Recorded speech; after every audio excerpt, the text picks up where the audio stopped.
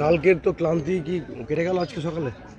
ক্লান্তি কাদের হয়? যারা কখনো সখনো কাজ করে, যারা সবসময় কাজ করে তাদের ক্লান্তি আর কি আছে। এটাই নর্মাল লাইফ আমাদের, সকাল থেকে উঠে রাত অবধি দৌড়ো। কালকে সকালটা ভালো ছিল, তারপর বিকেলে দিকে আপনি বাধাপ্রাপ্ত হলেন, আপনার গাড়ি ভাঙচুর হলো।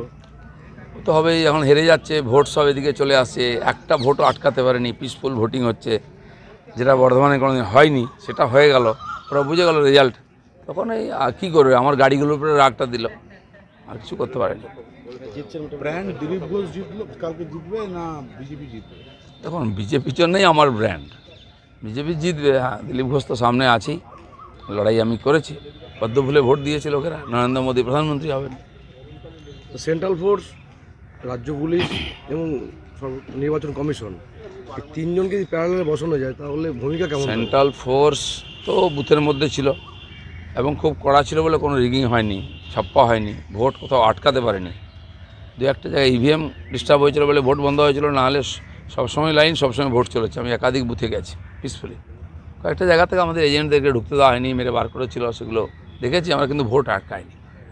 পুলিশের যা ভূমিকা থাকে পশ্চিমবাংলায়, তারপরে আজকে পোস্টিং দিয়েছে এখানে, আমার বাড়ির সামনে দিয়েছে, কিন্তু যেখানে যাচ্ছিলাম গণ্ডগোল হচ্ছিল, পুলিশ দাঁড়িয়ে দেখছিল, তাদের চমকাবার পরে তারা এসছে, কোনো রোল ছিল না, তাহলে এইসব গণ্ডগোলগুলো হয় না। আর নির্বাচন কমিশন আমরা রিপোর্ট করে গেছি, যারা বাইরে থেকে এসেছিলাম অবজারভার, তাদেরকে বলেছি, অনেক জায়গায় ফোর্স পাঠিয়ে চেষ্টা করেছেন। পরে যখন সন্ধ্যাবেলা আমাদের এজেন্টদেরকে বার হতে দিচ্ছিলাম, বেরোলে মারছে, তখন পুলিশ তাদেরকে অনেককে রেস্কিউ করেছে, সেন্ট্রাল ফোর্সের লোকেরা তারাও রেস্কিউ করেছে। তো শেষ পর্যন্ত ওরা রাগটা ছিল, আমার বাড়ির সামনে গিয়ে ওরা শাউটিং করেছে, এইভাবে নিজের মোটামুটি যারা হতাশাটাকে ওরা ব্যক্ত করেছে। আপনার বাড়ির সামনে পুলিশ পিকেট, কি বলবেন? না, ওই কিছু লোক এসে চিৎকার চেঁচামেচি করেছিল বলে ওরা, পুলিশ তাদের কাজ করেছে, পাহারা দিয়েছে, কোনো দরকার ছিল না, জানি কত দম আছে।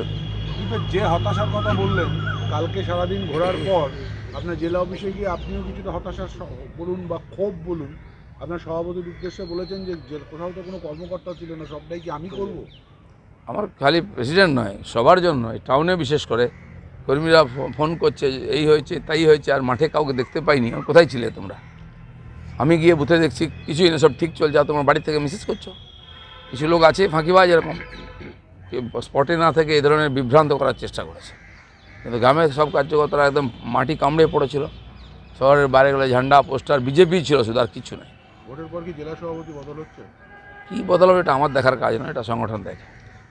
আপনারা এই 1.5 মাস ধরে আপনি এখানে মাটিতে পড়ে আছেন, তবুও সব জায়গায় এজেন্ট দিতে পারলো না, শহরের বা শহরের বাইরেতে। টিএমসি বা সিপিএম বা কোনো পার্টির কি সব জায়গায় এজেন্ট ছিল?